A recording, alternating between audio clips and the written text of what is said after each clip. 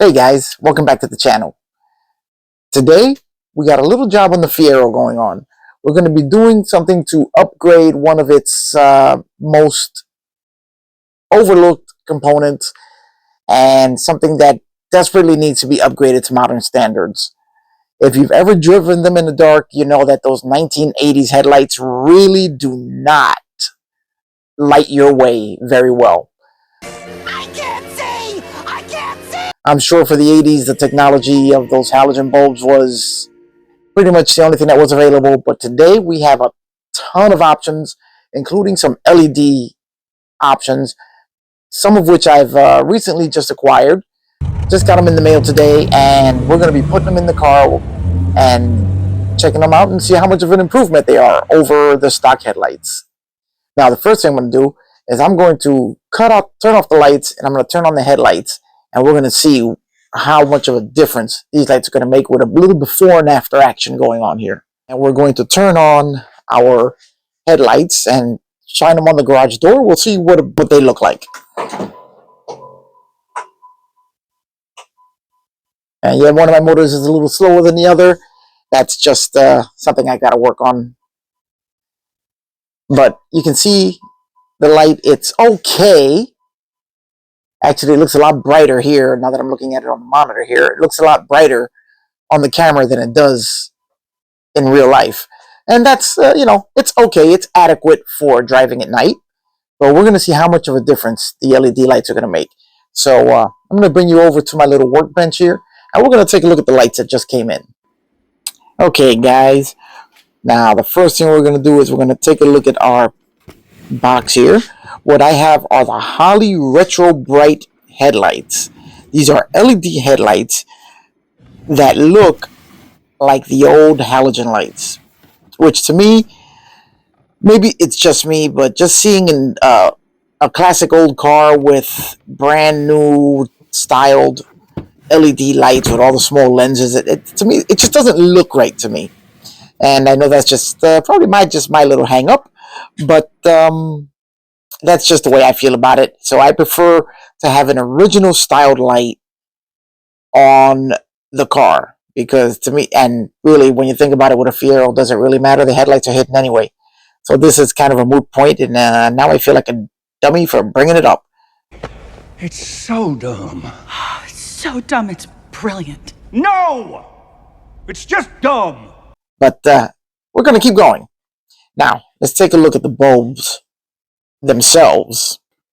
And here we go. Here is our retrobright headlamp. As you can see, it's just your standard rectangular shape, same as all the others, but it looks very much like the old halogen bulbs. This is a really neat unit. It mounts exactly like the original bulbs. Has a 3-pin connector here that just plugs right into your harness, and it's just basically a plug-and-play installation. So if you've ever changed the headlight bulb in a Fiero, then you're going to be very familiar with what we're doing here. If you haven't, then stay tuned, guys. You guys may find this really interesting, and at the very least, you'll learn how to change your headlight bulbs. Now, I'll be performing this on my 1988 car. There may be small details that are different on the older cars, but I have an 88, so I guess that's what I'm going to be doing it on. Now, the first thing we're going to do is we're going to raise the hood and then raise up the headlight assemblies.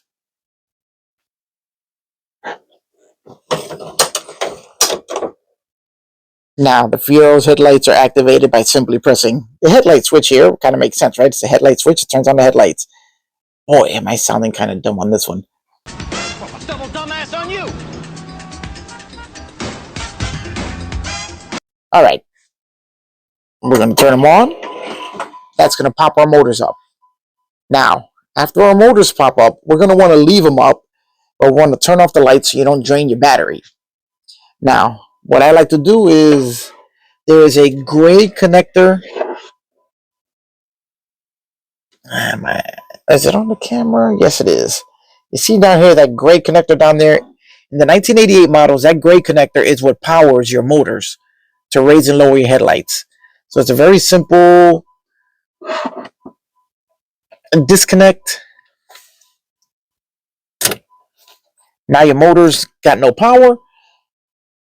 Let me disconnect the other one as well. And now, with the motor's disconnected, you can simply switch off your headlights and they'll stay in the upright position so you can access all the parts you need to in order to remove the headlights. Now, one of the first things you're going to want to do is you're going to want to access the torque screws on the sides of the headlight bezel. There's going to be one on each side, and then there are going to be two on the front. Now, I just happen to have a headlight assembly here. This is one that I'm going to be rebuilding, keeping it to spare for my car, but I'll show you exactly what I'm talking about. Here you can see the two torque screws, and here on one side is a third, and a fourth one on the side there. So what you're going to want to do is remove the two side screws first, and then you're going to want to lower the hood to get access to the two front screws. So we're going to go ahead and do that. Now, what you're going to need to do that is a T15 bit, as that is the size of the screws that are in every one of the plastic fairings. The bezel and this lower piece here are all held in with T15 screws.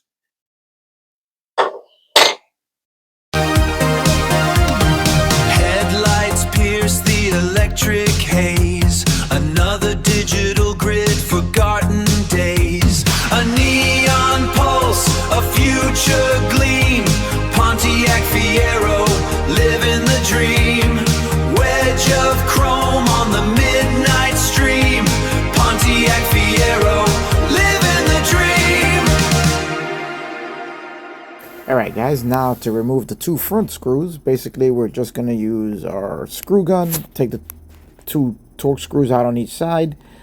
Then to remove the bezel, you want to lift the hood, you want to push in on the bezel under the door so that you can get it out of the way and stop the door from binding in it. Now we're just going to go in, remove the top two Phillips screws that are in the chrome trim ring that holds the headlight in. There are 4 screws, 2 on the top and 2 on the bottom, but you can just remove the top 2 and just bend the chrome ring down as you're removing the headlight, and you should be able to squeeze it right out without getting access to the lower 2, which are below the opening on the hood, and a bit of a problem to get to. So I'm just going to take the 2 top ones out and bend it down and just pull the light right out. Now, as you're removing the screws, you may find that they may be seized in the housing. You don't want to force it. What I do is I spray a little penetrating fluid in it, let them soak for a little bit, go on to work on the other one, and if that one comes right out, it gives you some time to let the seized screws soak in the penetrating fluid. After a few minutes, they should pop right out.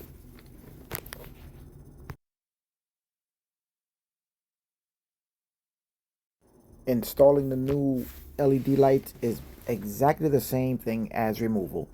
You just want to bend the chrome ring down a little bit. You're going to fish the harness, which the original light did not have, through the opening in the back of the headlight housing, and then you're just going to want to pop everything right back into place, the same as it was with your original lights. Now the LED light housing is just a little bit thicker than the other one, so you're going to have to, just give it a little maneuver in there and wedge it in there a little bit. It'll pop right into place, but it may be just a little bit tighter than the original light. So now, after installing this first light, what I want to do is I'm going to turn the lights off, and I'm going to have the old light on the right, the new light on the left, and we're going to light them up so we can see how much of a difference it is between the original light and the new LED light. So here we go, as we fumble our way through the dark to get back to the light switch. We're turning the lights on now, and wow guys, look at the difference. Look at the way the beam is spread out on the right side, which is the LED light, and the beam on the left side, which is the original light, which doesn't have that wide spread of light. I mean, and look at how much brighter the LED is compared to the original halogen bulb. I mean, there really is no comparison.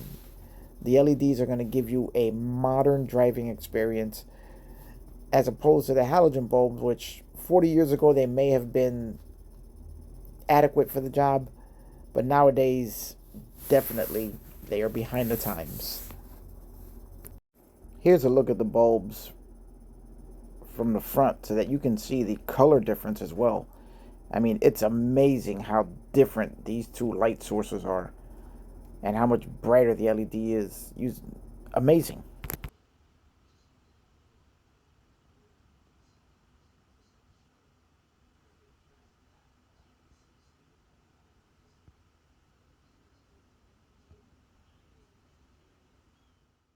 Okay, guys, we're back from Carlisle. It is now the next morning after I returned home, and what I found when I returned home was not good. The lights all function properly. You get your high beams, your low beams, they turn on, they're really bright. They looked fantastic on the ride home. I could see everything. Unfortunately, it's affecting the way the control module performs, as it's no longer commanding the lights to go down, only up. And even if I disconnect it, the control module is consistently commanding the motor to spin up. You can hear it clicking, the relays in the control module clicking, clicking, clicking consistently, trying to get the rotors to move because the entire module is completely confused. Hopefully it's not damaged. So what I'm going to do is I'm going to start by removing the bulbs, the LED bulbs, and installing the original factory bulbs, reinstalling and reconnecting everything the way it was originally, and then seeing if once the control unit receives the proper signals and starts reading the right resistance and voltages, that it might just come right back and everything may just start working normally. That's going to be my next step. So let's get going with putting the original bulbs back in, and then we'll see where we go from there. We may have to tear in and take the wheel off and go after that control module. We'll see. First step is to replace the bulbs and put them right back the way they were originally. Midnight fire running through my veins. Wedge of chrome on pouring asphalt lanes. Pop-up headlights burning through the night. Mid-engine rebel holding on so tight. Feel the velocity, a high-octane dream. Screaming down the highway, a metal war machine. Fiero, got the adrenaline tonight. Fiero, yeah, burning with the fire. Midnight fire running through my veins. Wedge of chrome on pouring asphalt lanes. Pop-up headlights burning through the night. Mid-engine rebel holding on so tight. Feel the velocity, a high-octane dream. Screaming down the highway, a metal war machine. Fiero, got the adrenaline tonight. Fiero, yeah, burning with the fire. Alright guys, so now that we have everything back together, let's give it a try and see how well our lights work now.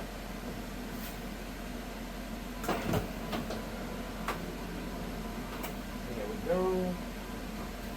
High beams, low beams, and everybody's going down.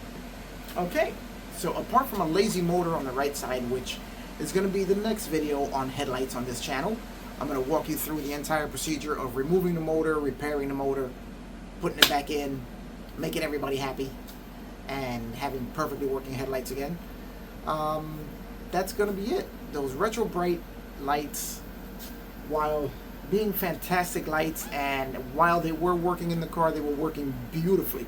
I could see as well as I could with any modern headlight. And the styling of them is really what drew me to them, because I like the fact that they look like the original headlights. Not really a fan of these modern light designs going into older cars. And then since they had the original style, it looks like a sealed halogen beam with an LED in it, I thought, wow, you know, this is the way to go. And if you have an 84 through 87 Fiero, it is the way to go. I fully recommend them for the older cars. An 88, second gen headlight setup, can't recommend them for that. I mean, maybe there is a fix for this. I'm going to get in contact with Retro Sound. I'm going to email them, see if they have any indication that even that there is a problem. They may not. And maybe there is a fix for it. I do know they offer two different style bulbs. A classic white, a classic light and a modern white. I chose the modern white because I thought it would give me a better illumination at night. And it does, it's fantastic. But unfortunately it didn't work with the car. So maybe their classic bulb is the one that would work better with the car. I don't know. It's all about resistances and voltages and what the control module can understand. It's a very basic, very primitive system compared to today's systems. But being electronic, it's very sensitive to voltage and resistance. So that's probably what really confused it and stopped it from working. So now with the original bulbs in, everything's working great. And I'll get in contact with Retro Sound, with retrobright. And as soon as I hear back on whether there is a fix for this, I will let you guys know. So stay tuned. The lighting drama is not over yet. And I'll be back with the next bit of fiero fun that we're going to have on the channel. We just got back from Carlisle, Pennsylvania, and it's fantastic. I will be uploading some videos and some footage that I took there. Not as much as I had hoped to because there was just too much to see and too much to do. But I will be uploading some stuff so you guys can get a taste of what happens at GM Nationals in Carlisle, Pennsylvania, and maybe you'll decide to take a trip out there next year. So anyway, guys, that's going to be it. I'm going to go, and I will see you on the next one.